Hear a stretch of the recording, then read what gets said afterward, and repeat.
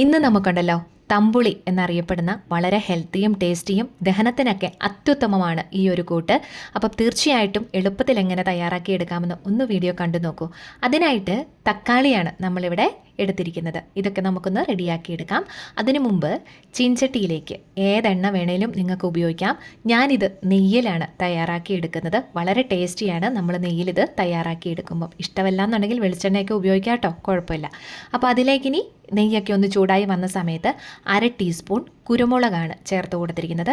പിന്നെ 1/2 ടീസ്പൂൺ മിച്ചം ചെറിയ ജീരകം എടുത്തിട്ടുണ്ട്. അതും കൂടെ നമ്മളിതിലേക്ക് ചേർത്ത് കൊടുത്തിട്ട് നന്നായിട്ടൊന്ന് വറുത്തെടുക്കാം കേട്ടോ, നെയ്യിലിട്ടിട്ട് അല്ലെങ്കിൽ എണ്ണയിലിട്ടിട്ട്. അപ്പോൾ ജീരകം നമുക്കൊരു 3/4 ടീസ്പൂൺ വരെ ഉപയോഗിക്കാവുന്നതാണ്. അതൊക്കെ അവനവൻ്റെ ഇഷ്ടം കേട്ടോ. പിന്നെ ഇനി അതിലേക്ക് അരിഞ്ഞു വെച്ചിരിക്കുന്ന തക്കാളി കഷ്ണങ്ങളെല്ലാം കൂടെ ചേർത്ത് കൊടുക്കുന്നുണ്ട്. തക്കാളി കഷ്ണങ്ങൾ ഇത്രയും പൊടി പൊടിയായിട്ട് അരിയണം എന്നില്ല, ഇത്തിരി കൂടെ വലിപ്പത്തിൽ അരിഞ്ഞാലും കുഴപ്പമില്ല. പക്ഷെങ്കിൽ നമ്മൾ ഇതുപോലെ അരിഞ്ഞെടുക്കുമ്പോൾ നമുക്ക് പെട്ടെന്ന് തന്നെ ഒന്ന് വഴന്ന് കിട്ടാനായിട്ട് എളുപ്പമുണ്ടാവും. എന്തായാലും അതും കൂടെ അതിലേക്ക് ഇട്ടിട്ട് നന്നായിട്ടൊന്ന് വഴറ്റി റെഡിയാക്കി എടുക്കുന്നുണ്ട്. പോരാത്തതിന് ഒരു നുള്ള ഉപ്പും കൂടെ നമുക്കതിലേക്ക് ചേർത്ത് കൊടുക്കാം, പെട്ടെന്നൊന്ന് വഴന്ന് കിട്ടാൻ വേണ്ടിയിട്ടാണ് കേട്ടോ. അപ്പോൾ ഇതെല്ലാം കൂടെ കൂട്ടി ഒന്നുകൂടെ ഒന്ന് വഴറ്റി നമുക്കൊന്ന് തട്ടിപ്പൊത്തി വെക്കാം. അതൊന്ന് വെന്ത് കിട്ടണം. തക്കാളിയുടെ തൊലിയൊക്കെ ഒന്ന് ഉടഞ്ഞ് മാറി നല്ല രീതിയിൽ വരത്തക്ക വിധത്തിൽ വേണം റെഡിയാക്കി എടുക്കാനായിട്ട്. ഇതാ ഒരു 2-3 മിനിറ്റ് മതിയാവും, പെട്ടെന്ന് തന്നെ റെഡിയായി കിട്ടും.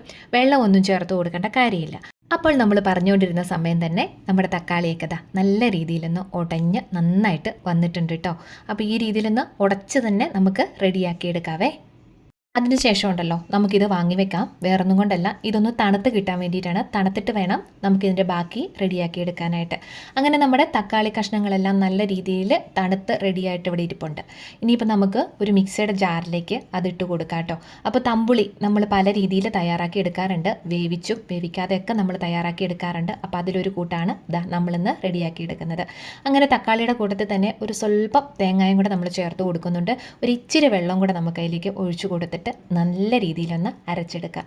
അങ്ങനെ നമ്മൾ നന്നായിട്ടൊന്ന് അരച്ചുകൂടെ എടുത്തിട്ടുണ്ട്, തരികളൊന്നും ഇല്ലാതെ. അപ്പോൾ ആ തേങ്ങ ഇട്ടതുകൊണ്ടാണ് ഞാനൊരു കുറച്ച് വെള്ളം കൂടെ അതിലേക്ക് ചേർത്ത് കൊടുത്തിരുന്നത് കേട്ടോ.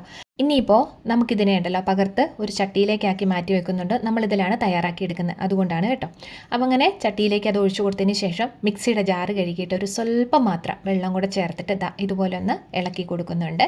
അപ്പോൾ പോരാത്തതിന് ഉപ്പൊക്കെ ഒന്ന് നോക്കുക, ഇല്ലെന്നുണ്ടെങ്കിൽ നമുക്ക് പിന്നീട് ചേർത്ത് കൊടുക്കാം. ഇനി ഇതിലേക്ക് ആവശ്യമായിട്ട് വേണ്ടത് തൈര് നമ്മളിവിടെ എടുത്തിട്ടുണ്ട്. ഒരു കുഞ്ഞു പാത്രത്തിൽ തൈരാണ് എടുത്തിരുന്നത്. അത് കട്ടകളൊന്നും ഇല്ലാതെ ഒന്ന് ഉടച്ചെടുക്കാം. ഇനി അതല്ല എന്നുണ്ടെങ്കിൽ മിക്സിയുടെ ജാറിലേക്ക് ഇട്ടിട്ട് ഒന്ന് ഉടച്ചെടുത്താലും മതി. മോരുവായിട്ട് പരുവത്തിൽ വേണേലും നമുക്ക് എടുക്കാം കേട്ടോ. അങ്ങനെ നമ്മളൊന്ന് ഉടച്ചു കൊടുത്തതിന് ശേഷം ഒരു ഇച്ചിരി വെള്ളം കൂടെ മാത്രം നമ്മൾ ചേർത്ത് കൊടുക്കുന്നുണ്ട്. ഒരുപാട് അങ്ങ് ലൂസായി പോകണ്ട, മോര് പരുവത്തിലാവണ്ട, ഇത്തിരി കട്ടിയോട് കൂടി തന്നെ കിടന്നോട്ടെ. അങ്ങനെ അതും കൂടി ഒന്ന് ഉടച്ചു എടുത്തിട്ടുണ്ട്.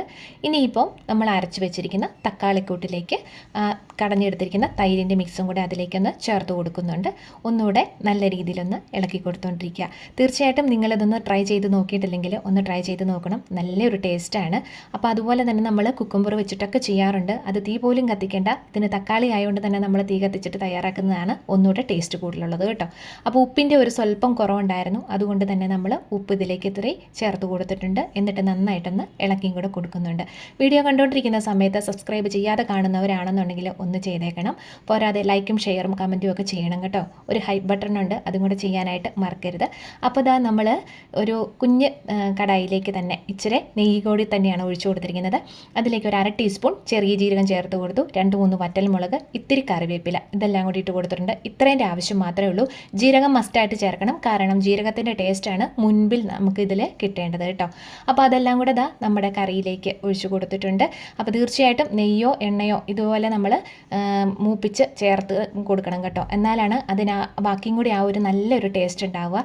ഇതെല്ലാം കൂടെ ഒഴിച്ചു കൊടുത്തതിന് ശേഷം നമുക്ക് നന്നായിട്ടൊന്ന് ഇളക്കിയും കൂടെ കൊടുക്കാവുന്നതാണ്. എല്ലാം കൂടി ഒന്ന് യോജിച്ച് വന്നോട്ടെ. വളരെ എളുപ്പമാണ്, നല്ല ഹെൽത്തിയുമാണ്, ടേസ്റ്റിയുമാണ്.